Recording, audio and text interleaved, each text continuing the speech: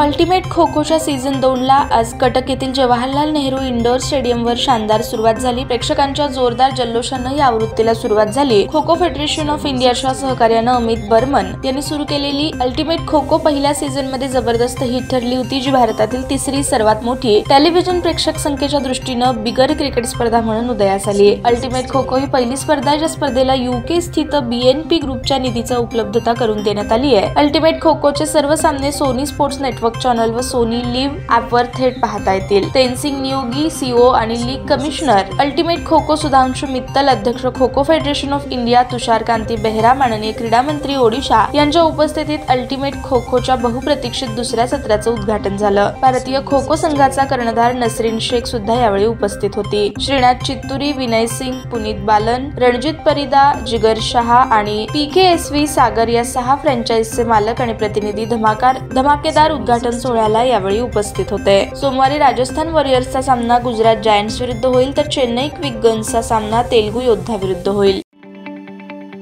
ताज्या बातम्या पाहण्यासाठी प्राईम महाराष्ट्र न्यूज चॅनलला सबस्क्राईब करा।